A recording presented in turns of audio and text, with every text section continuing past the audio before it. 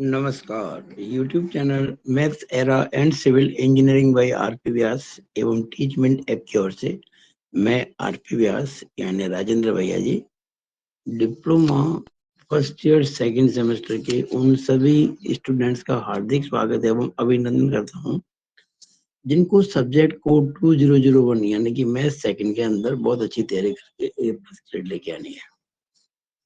ये ए plus grade आप हासिल कर पाएंगे अगर मेरे वीडियोस को सीरियल नंबर से देखेंगे और स्टार्ट टू एंड देखेंगे, अपने नोट्स बनाएंगे, किसी भी समस्या का समाधान व्हाट्सएप ग्रुप की मदद से करेंगे। ये बहुत इंपॉर्टेंट यूनिट शुरू कर रहा हूँ 5B, उसका पहला वीडियो है। 5B में हम बेसिकली 3 चीजें पढ़ेंगे। Product of 2 vectors and product of 3 vectors. Product of 2 vectors में पढ़ेंगे डॉट प्रोडक्ट और क्रॉस प्रोडक्ट। आज की इस वीडियो में हम पढ़ेंगे डॉट और स्केलर प्रोडक्ट। स्केलर को हम हिंदी में अदिश भी कहते हैं, यानी कि डॉट प्रोडक्ट या स्केलर प्रोडक्ट। अब इसको स्केलर प्रोडक्ट क्यों कहा गया है, ध्यान दीजिएगा, बहुत महत्वपूर्ण बात बताने जा रहा हूं। देखिए, प्रोडक्ट का मतलब होता है गुणा। दो वेक्टर्स को मल्टीप्लाई किया जा रहा है। एक वेक्टर है ए और एक वेक्टर है बी। देखिए, हमने ए वेक्टर को ए लिख के ऊपर एरो लगा दिया, ए वेक्टर ए बन गया। बी के ऊपर एरो लगा दिए, वेक्टर बी बन गया। इसके बीच में एक डॉट लगा दिया, so it is called as dot product. अब ये जो डॉट प्रोडक्ट है ए और बी के बीच की, वेक्टर ए और वेक्टर बी के, वेक्टर ए और वेक्टर बी के बीच का, उसका जो वैल्यू आती है वो वेक्टर नहीं है। ए और बी तो वेक्टर हैं, पर इनका डॉट प्रोडक्ट जो होता है वो वेक्टर नहीं होता है, वो स्केलर क्वांटिटी होती है। और चूंकि ए डॉट बी स्केलर है, इसलिए डॉट प्रोडक्ट को स्केलर प्रोडक्ट भी कहते हैं। जैसे कभी आपसे परीक्षा में कह दे, दो वेक्टर दे दे, आपसे कहा जाए कि फाइंड स्केलर प्रोडक्ट या फाइंड, आप हिंदी में लिखें बिंदु गुणन यानी कि डॉट प्रोडक्ट फाइंड करो, तो आपको ये डॉट भी निकालना है। इसकी जो डेफिनेशन है, परिभाषा है, वो आपको याद रखनी है। देखिए, इस पॉइंट पर दो वेक्टर ए और वेक्टर बी है, इनके बीच का एंगल थीटा है। Theta is angle between this two vectors. इन दो वेक्टर के बीच का एंगल है थीटा। तो बाय डेफिनेशन जो ए डॉट बी होता है, याद रखें, इस वेक्टर ए का मॉडुलस गुणा वेक्टर बी का मॉडुलस मल्टीप्लाई कॉस थीटा। ये आपको याद रखना होगा, ये डेफिनेशन है।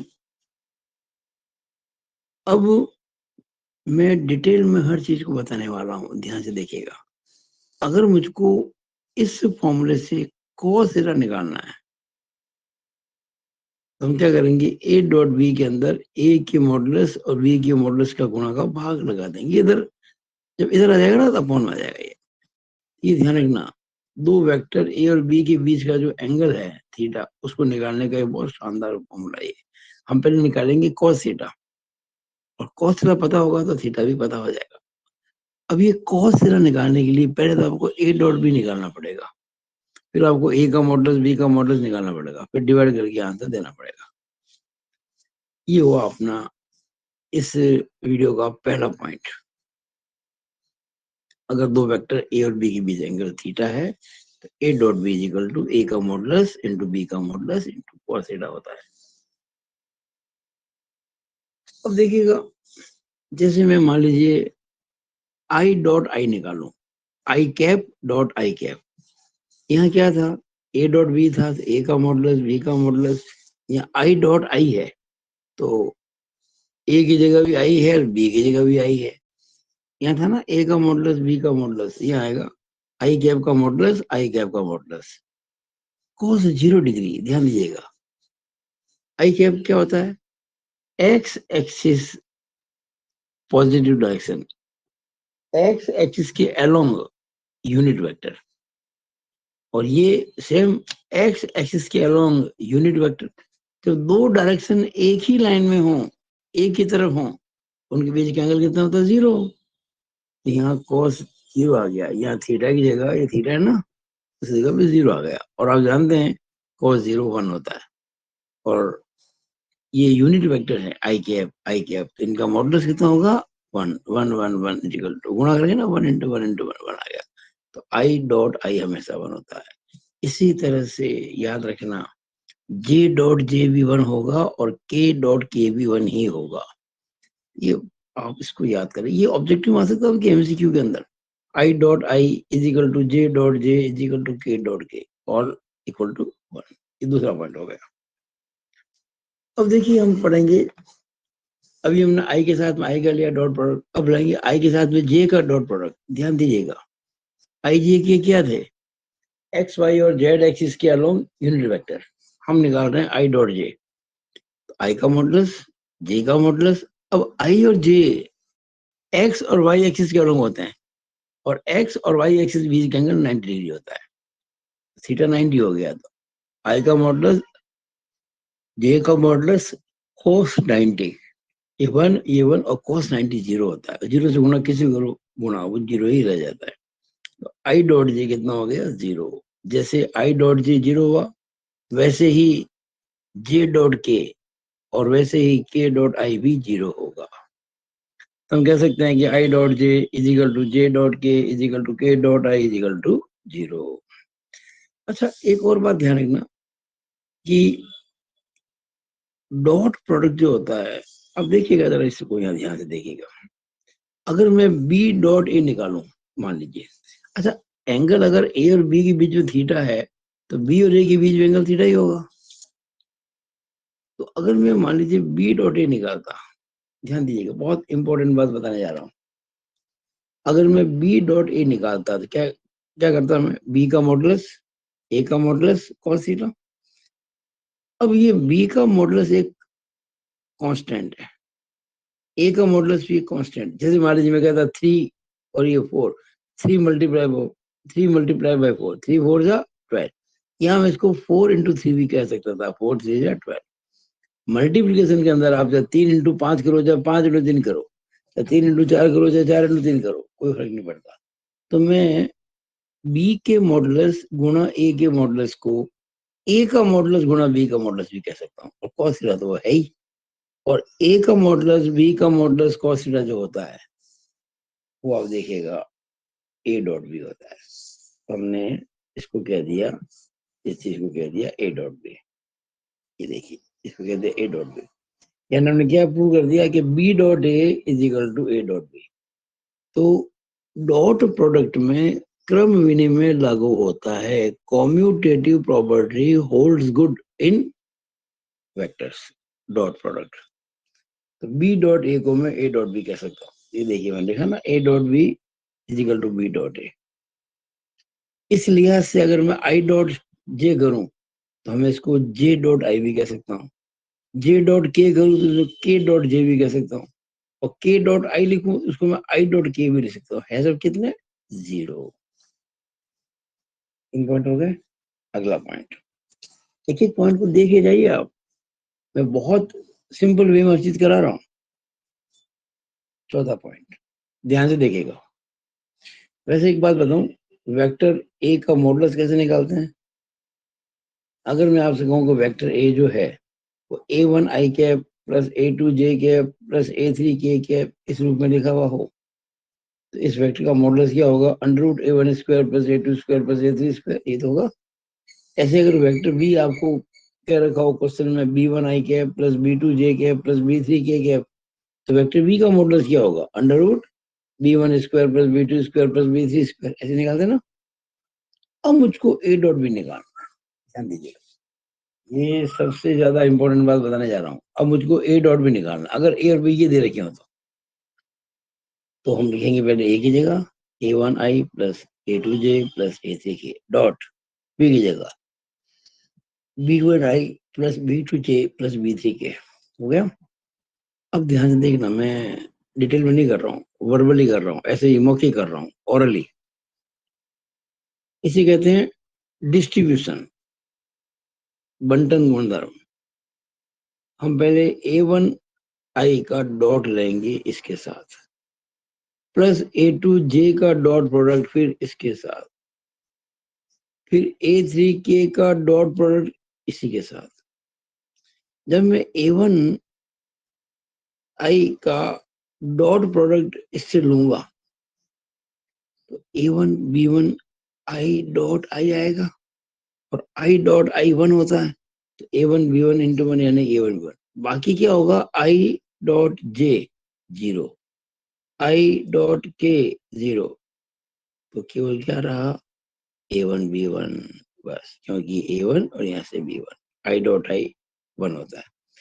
अब लेंगे A2 J के साथ इसका डॉट प्रोडक्ट, तो जब A2 J dot B1 I करेंगे तो ये J डॉट I हो गया, और J डॉट I आप देखिए मैं बता रहा आपको 0 होता है, सभी 0 है ये, क्योंकि हम कह चुके हैं यहाँ पे 0 सभी है, ये हो गया यहाँ पे 0, J डॉट I। फिर हम इसको करेंगे इससे, तो A2 B2 J dot J, और J डॉट J कितना होता है 1, तो A2 B2 आ गया, ये देखिए A2 B2 आ गया। उसके बाद ये देखेंगे आप तो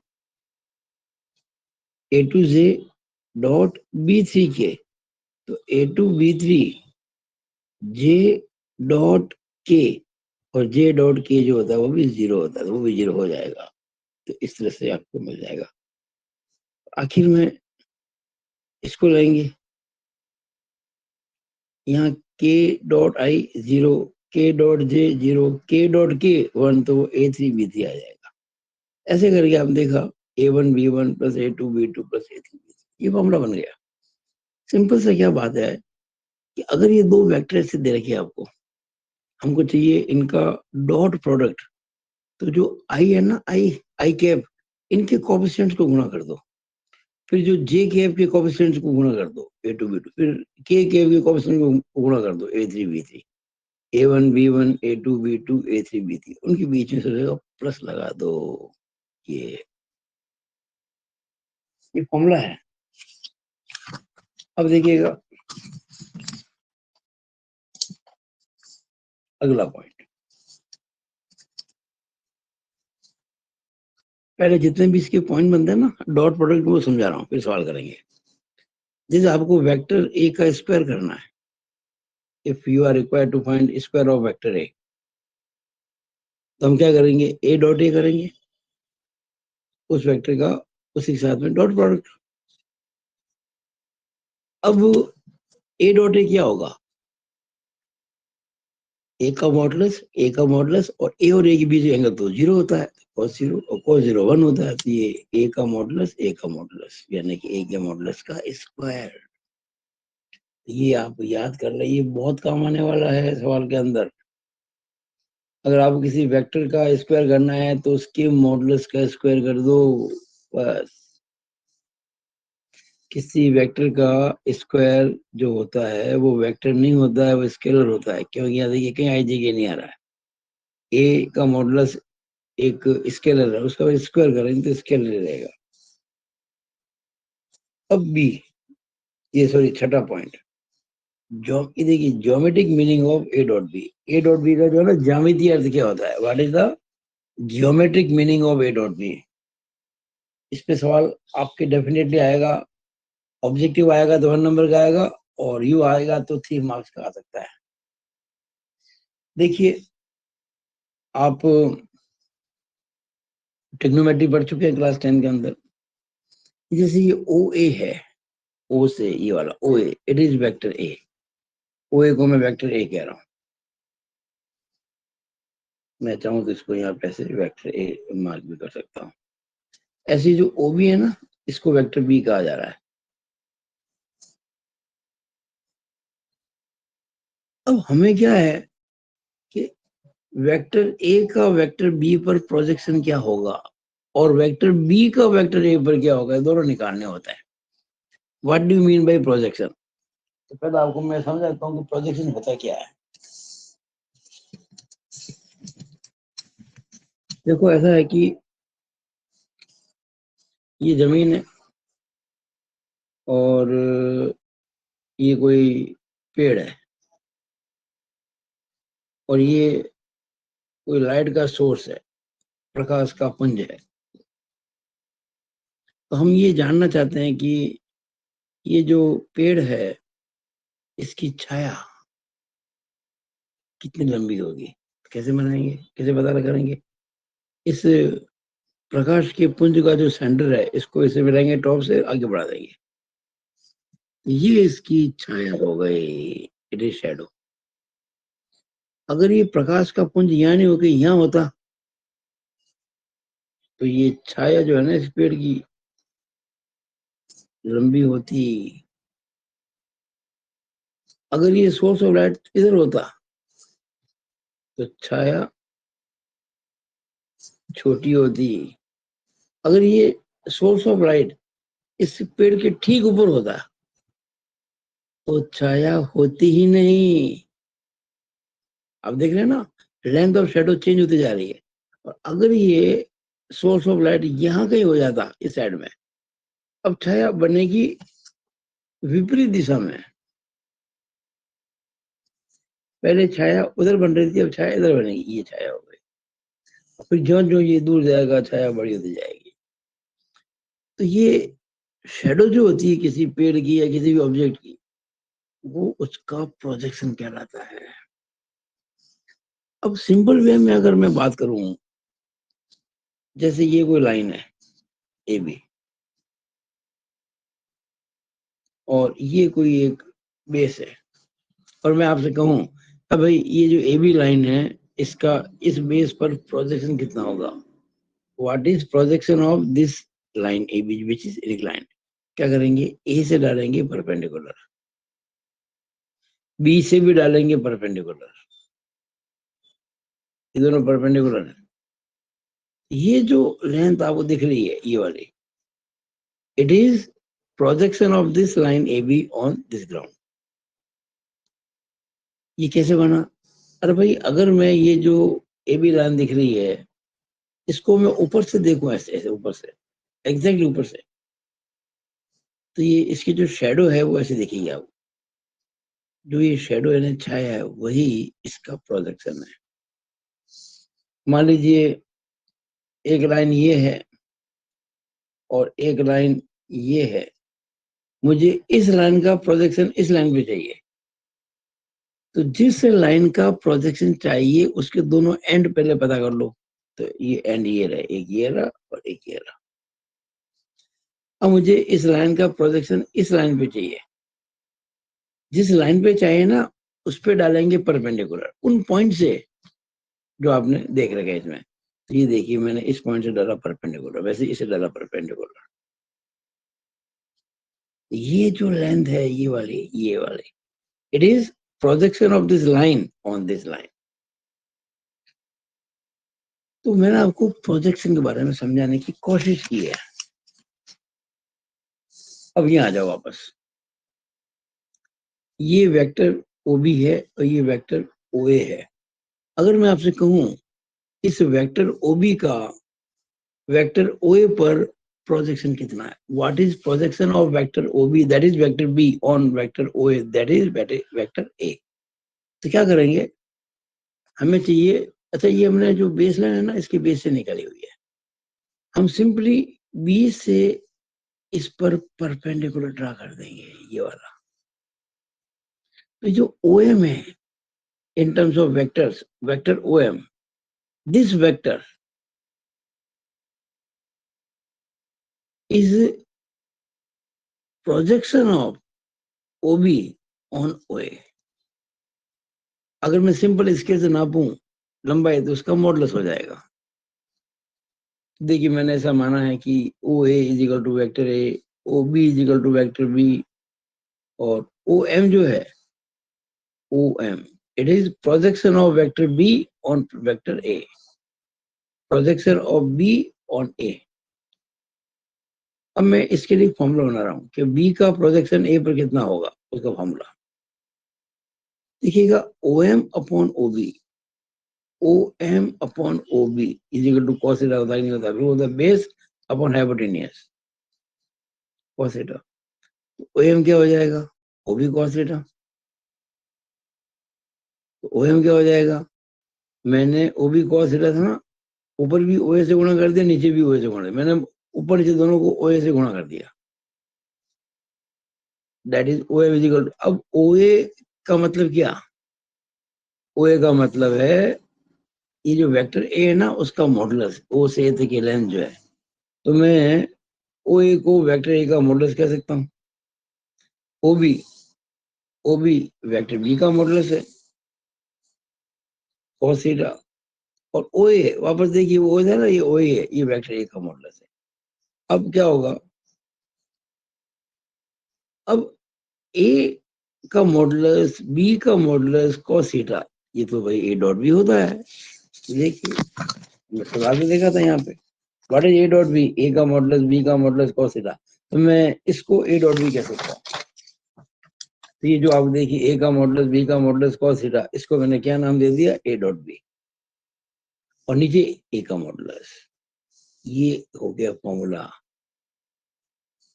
वो किसका, projection of vector B on vector A, vector B का वेक्टर ए पर प्रोजेक्शन जो होता है वो A dot B upon A का मॉडुलस। ध्यान दीजिएगा, हम वेक्टर बी का ए पर निकालते हैं, तो जिस वेक्टर पर प्रोजेक्शन निकल रहा है उसका मॉडुलस यहाँ आएगा बस। ये हुआ बी का projection of vector B on vector A. Similarly अभी तो हमने क्या किया था कि ओबी जो वेक्टर है उससे ओए पर डाला परपेंडिकुलर, अब उसका उल्टा करूं, अगर मैं ओए वेक्टर से डालूं इस पे परपेंडिकुलर ऐसे, तो similarly projection of A on B जो होगा, अभी जो किया था ना वो projection of B on A है, बी बी मतलब projection of B on A. अब हम करेंगे projection of A on B, उसमें भी ए डॉट बी आएगा, जहां यहाँ पे ए का मॉडुलस था वहीं पे यहाँ पे बी का मॉडुलस होगा बस। यानी अगर आपको वेक्टर ए का वेक्टर बी पर प्रोजेक्शन चाहिए तो ए डॉट बी तो निकालना पड़ेगा, और इसमें वेक्टर बी का भाग लगेगा, क्योंकि ए का प्रोजेक्शन बी पर है, तो जिस पर प्रोजेक्शन होता है उसका मॉडुलस नीचे आता है। ये सारे आप हमने समझ लेना, हम जब कभी क्वेश्चन करेंगे तो हम पहले ए डॉट बी निकालेंगे, फिर इसका भाग लगा देंगे। अब देखिएगा ये 3 केस बताए मैंने, अगर थीटा 0 होता है और अगर थीटा 90 डिग्री होता है तो ए डॉट बी 0 होता है। If two vectors are perpendicular their dot product is 0 because 0 multiplied by anything is 0। दूसरा ए डॉट बी का फॉर्मूला होता है ए का मॉडुलस बी का मॉडुलस, साथ में cos थीटा भी आता है, लेकिन मैंने अगर थीटा को 0 डिग्री कर दिया तो cos 0 1 होता है, तो यहाँ वन लिखने की जरूरत ही नहीं है। तो ए डॉट बी जो है, ए डॉट इस डॉट है, ए डॉट बी जो है यहाँ पे ए का मॉडुलस इंटू बी का मॉडुलस, क्योंकि थीटा 0 है, और थीटा जब 0 होता है तो cos थीटा cos 0 यानी कि 1 होता है। अब थीटा 90 ले लूं, अब थीटा लूंगा 180, अगर थीटा लूंगा 180 तो cos 180 कितना होता है, -1 होता है। तो उस केस में ए डॉट बी जो आ जाएगा वो माइनस ए का मॉडुलस बी का मॉडुलस आ जाएगा। क्यों, देखिएगा A dot B is equal to A का मॉडुलस बी का मॉडुलस cos 180, और cos 180 जो होता है वो -1 होता है, तो ए का मॉडुलस बी का मॉडुलस इंटू -1 यानी कि माइनस आ जाएगा ए का मॉडुलस बी का मॉडुलस। ये 3 छोटी छोटी बात आपको याद रखनी है। थीटा 90 हो तो क्या होगा, थीटा 0 है तो क्या होगा, थीटा 180 तो क्या होगा। नॉर्मली इस पे सवाल काफी आता है, इस पे नहीं आता 180 वाले पे, लेकिन आपको ध्यान रखना है। तीसरा जो है, एक और बात ताकि अपनी थ्योरी पूरी हो जाए, वो ये है कि अगर 3 वेक्टर्स जो हैं ए बी और सी एक ट्रायंगल बनाते हैं, हम इस पे डिस्कस कर चुके हैं पहले, लेकिन फिर आपको समझा रहा हूं। अगर 3 वेक्टर मिलके एक ट्रायंगल बनाते हैं तो क्या क्या क्या पॉसिबल है। देखिएगा ये वेक्टर ए है ये वेक्टर, बी है ये वेक्टर, सी है, तो ए प्लस बी प्लस सी, हम जहां से शुरू हुए ना खत्म वहीं पे हो गए, there is no any displacement. तो अगर कोई ट्राइंगल है ए बी सी और मैं कहूँ vector A B plus vector B C plus vector C है, तुमने बताया था ना आपको पहले, वेक्टर जीरो होता है वो, यहाँ पर भी ए प्लस बी प्लस सी जीरो आ जाएगा, जीरो, बल्कि भी जीरो वेक्टर कहना पड़ेगा यहाँ, नॉट जीरो, जीरो वेक्टर। अगर एक ट्राइंगल बना है तो अच्छा, कई बार क्या है, हमें ए और बी का रिजल्टेंट पता होता है जिसे हम सी कहते हैं, और आप जानते हैं ना रिजल्टेंट जो होता है उसकी डायरेक्शन जो होती है ऑपोजिट होती है, ऑपोजिट। जैसे ये ए है ये बी है, तो ये ए प्लस बी होगा, ये बी है ये सी है, तो ये बी प्लस सी होगा, इस तरह से। तो देखिएगा कई बार क्वेश्चन आता है कि आपको तीन वेक्टर दे दिए और कहा गया प्रूव करो कि तीन वेक्टर एक ट्राइंगल बनाते हैं, तो ट्राइंगल बनाएंगे कैसे पता पड़ेगा? हम एक्चुअल तो ट्राइंगल बनाएंगे नहीं एग्जाम के अंदर, ठीक है, कुछ मतलब इसमें बेसिक बातें समझा देता हूँ। अगर ट्राइंगल बनना है तो जो तीन वेक्टर दे रखे ना उनकी सम जीरो आनी चाहिए, ये पहली चीज, या किन्हीं दो वेक्टर की जोड़ तीसरी के बराबर, sum of any two vector should be equal to third vector. जैसे ए प्लस बी है वो वेक्टर सी के बराबर आ जाए, या बी प्लस सी है वो वेक्टर ए के बराबर आ जाए, या सी प्लस ए है तो वेक्टर बी के बराबर आ जाए। इन तीन में से ये तीन तो ये और चौथी ये जो चार आपको दिख रही है ये चार, इसमें से जो भी बैठ जाए वो सही है। तो ये तो आपकी एक बात हो गई ट्राइंगल की, कि ए प्लस बी प्लस सी बराबर जीरो ही आई। और बाकी जो है आपको क्वेश्चन जब करेंगे ना तो सारी बातें क्लियर हो जाएगी। तो ट्राइंगल तब बनता है जब ये कंडीशन या ये कंडीशन या ये कंडीशन या ये कंडीशन फुलफिल हो, सब ट्राइंगल बनता है। कई बार ये पूछ लेते हैं कि प्रूव करो ये राइट एंगल ट्राइंगल है, समकोण त्रिभुज है, तो समकोण त्रिभुज में एक एंगल राइट एंगल होता है। जैसे देखिएगा ये मैंने ट्राइंगल बनाया, ये राइट एंगल है, यहाँ ये दो वेक्टर मिल रहे हैं ये और ये, जो दो वेक्टर मिलते हैं यहाँ पे उनका डॉट प्रोडक्ट जीरो आएगा, ए डॉट बी, क्योंकि cos 90 जीरो होता है। तो ऐसे क्वेश्चन आते हैं, बहुत अच्छे बनते हैं ये। उस केस में हम कहेंगे कि अगर हमको राइट एंगल ट्राइंगल प्रूव करना है, किसी ट्राइंगल को समकोण त्रिभुज सिद्ध करना है, तो पहले तो ये सिद्ध करेंगे वो ट्राइंगल है। और वो ट्राइंगल होगा तो राइट एंगल होगा या नहीं होगा बात आती ना। और ट्राइंगल होने के लिए या तो ये होना चाहिए या ये होना चाहिए, इन चार में से कोई एक। अब राइट एंगल ट्राइंगल का मतलब एक एंगल 90 डिग्री। आपके पास तीन वेक्टर हैं ए बी और सी, आप किन्हीं दो का डॉट प्रोडक्ट जीरो रख के दिखा दो बस, ए डॉट बी जीरो आ जाए या बी डॉट सी जीरो आ जाए या सी डॉट ए जीरो आ जाए, तो फिर हो जाएगा राइट एंगल। ये मैंने आपको कंप्लीट थ्योरी समझा दी है डॉट की। अब हम कुछ एग्जांपल्स कर रहे हैं। Find angle between vectors 2y minus 3j plus K and 7i plus 5j plus K. हमें इन दो के बीच में एंगल निकालना है। एंगल का फॉर्मूला मैंने आपको बताया था, ये रहा, cos is equal to a dot B upon A का मॉडुलस गुणा बी का मॉडुलस, ये फॉर्मूला है। अब आपको पहले तो ए डॉट बी निकालना पड़ेगा।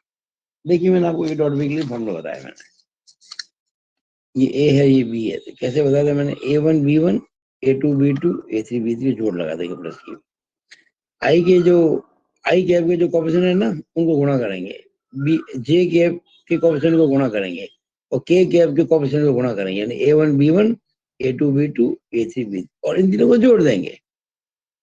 ये ए डॉट बी निकालने का तरीका है। अब ये लगा दो यहाँ पर आप, हमें ए डॉट बी निकालना है। तो दो और वो है 7, 2 इंटू 7 हो गया,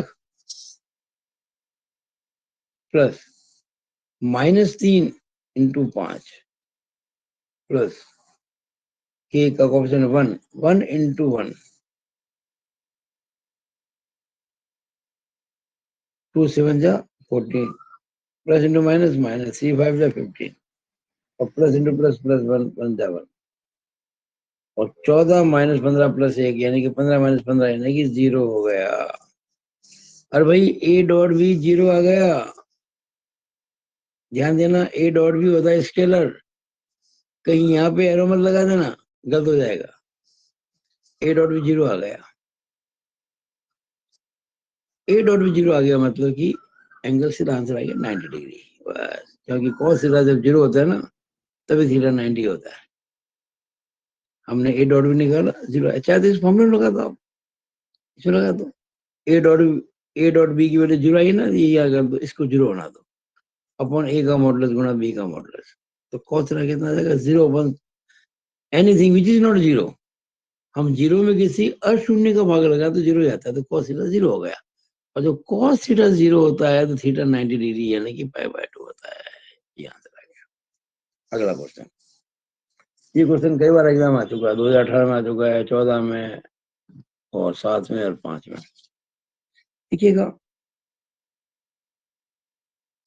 अगर vector A 2i minus J plus K, vector B i minus 2j plus K हो, then find the projection of a on b and that for b on a। आपको ए वेक्टर का बी पर projection पता करना है और B का ए पर भी पता करना है। हमें चाहे ए वेक्टर का बी पर प्रोजेक्शन पता करना हो, चाहे बी वेक्टर का ए पर करना हो, पहले ए डॉट बी निकालना पड़ेगा।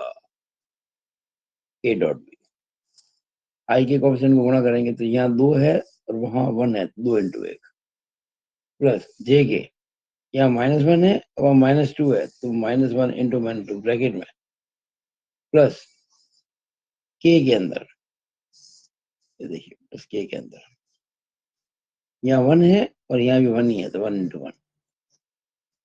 अभी 2 1 जा 2, -1 इंटू -2 2, 1 इंटू 1 1, कितना 2 2 4 1 5। ये आंसर आ गया इसका, ए डॉट बी का 5 आ गया।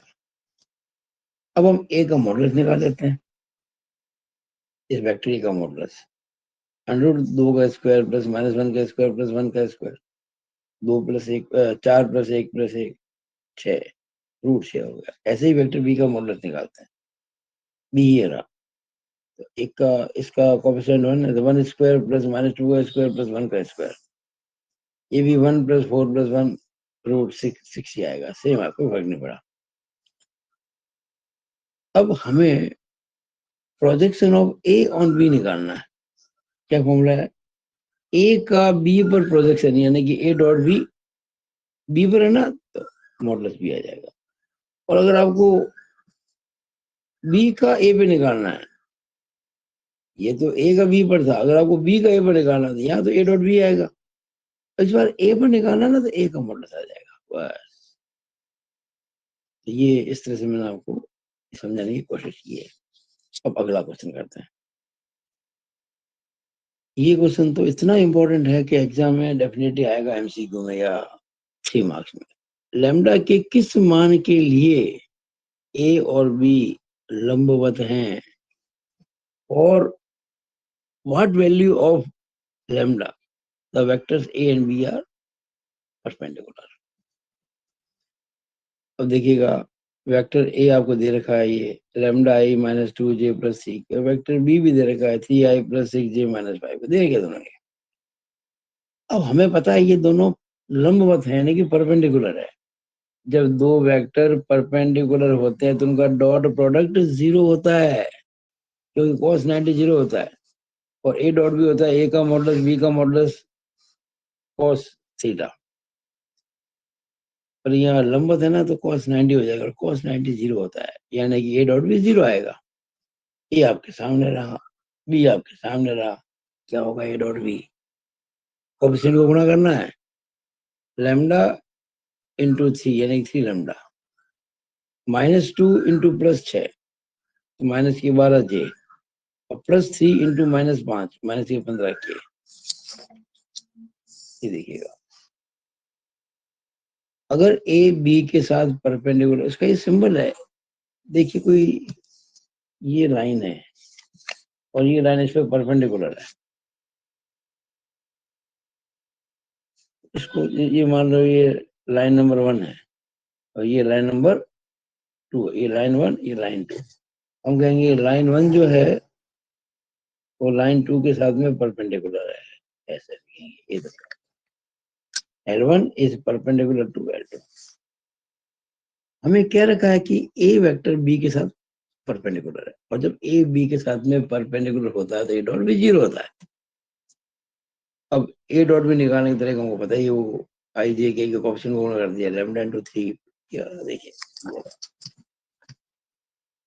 Lambda into 3 plus -2 into 6 plus 3 into -5,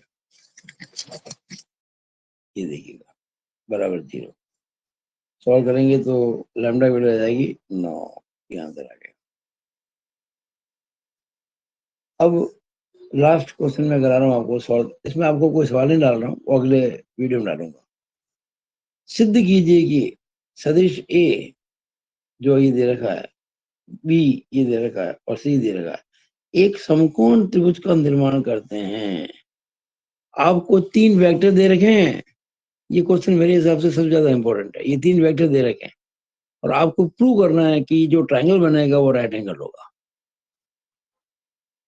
देखिए, for this we have to prove that, मैंने बताया था आपको समकोण त्रिभुज के लिए क्या होता है, या तो a प्लस बी प्लस सी, या a प्लस बी, या तो a प्लस बी प्लस सी बराबर 0 लिखना पड़ गया, या तो a प्लस बी प्लस सी बराबर 0, या a प्लस बी बराबर सी, और या b प्लस सी बराबर a, या c प्लस a बराबर b। यानी ये हो सकता है, ये हो सकता है, ये हो सकता है, ये हो सकता है, 4 में से कोई एक। दूसरी चीज भाई, हमें ये प्रूव करना है कि ये जो 3 वेक्टर्स है ये राइट एंगल ट्रायंगल बनाता है। इसका मतलब किन्हीं 2 भुजाओं के बीच का एंगल 90 होना चाहिए। हमारे पास वेक्टर कौन कौन से हैं, ए बी और सी। हम क्या करेंगे, ए डॉट भी पता लगाएंगे, बी डॉट सी पता लगाएंगे, सी डॉट ही पता लगाएंगे, कोई तो 0 होगा। अब कौन सा होगा ये तो क्वेश्चन में पता पड़ेगा। तो मैंने लिख दिया है A dot B, A B के साथ में परपेंडिकुलर है, या बी सी के साथ में परपेंडिकुलर है, या सी ए के साथ में परपेंडिकुलर। ये 3 केसेस है। ऐसा कब होगा, जब ए और बी का डॉट प्रोडक्ट, या बी और सी का डॉट प्रोडक्ट, या सी और ए का डॉट प्रोडक्ट 0 हो जाएगा। तो ये हम देख सकते हैं ए बी के परपेंडिकुलर है, बी सी के परपेंडिकुलर है, और सी ए के परपेंडिकुलर है। ये आपको ध्यान रखना है। यानी ये 2 बातें जब सिद्ध करेंगे आप, तब प्रूव होगा वो राइट एंगल ट्रायंगल। क्योंकि पहले तो अपन को ये तय करना पड़ेगा वो ट्रायंगल है कि नहीं है। तो ट्रायंगल होने के लिए ये 4 शर्तें बताइए, ये होगा, या ये होगा, या होगा, या वो होगा। एक बार ट्रायंगल प्रूव हो जाए ना, फिर कहेंगे राइट एंगल ट्रायंगल की बात करेंगे। तो किन्हीं 2 साइड का जो एंगल रहेगा बीच का, वो 90 आना चाहिए इसके अंदर, हो जाएगा। अब मैंने सवाल करने की शुरुआत की इसकी। आपको वेक्टर ए दे रखा है, वेक्टर बी दे रखा है, वेक्टर सी दे रखा है। मैंने ध्यान से देखा, मुझे दिख गया अगर मैं बी और सी को जोड़ू तो ये आ जाएगा। देखो बी और सी को जोड़ रहा हूँ, आई प्लस 2i 3i ये रहा, -3j प्लस जे -2j ये रहा, +5k -4k 1k ये रहा। क्लियर हो गया कि b plus C is equal to A है। ये देखिएगा b प्लस सी निकाला मैंने, और वो a के बराबर आ गया, यानी b प्लस सी a के बराबर है। और जैसे ही हमने कहा कि b plus C vector a vector के बराबर है, तो प्रूव हो गया वो ट्राइंगल है। Hence A B and C form a triangle. लेकिन अभी ट्राइंगल फॉर्म किया है, राइट एंगल को प्रूव करना है, तो हमें ए डॉट बी या बी डॉट सी या सी डॉट ए निकाल के देखना चाहिए, वो 0 होना चाहिए। तो मैंने ए डॉट सी निकाला, ए डॉट सी, ये तो है ए और ये है सी।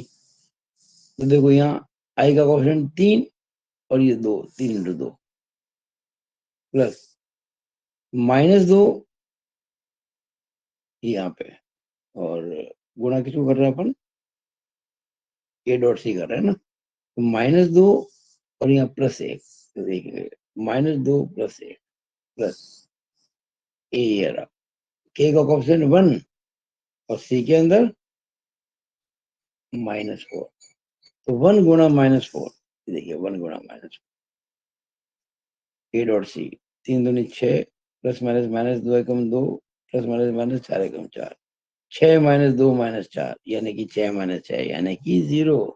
अब देखिए ए डॉट सी 0 आ गया, और ए डॉट सी 0 आ गया मतलब क्या कि ए और सी आपस में परपेंडिकुलर हैं।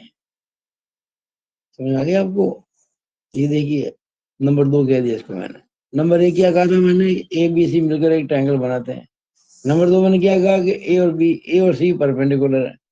इसका मतलब कह सकते हैं from 1 and 2 A B and C form a right angle triangle.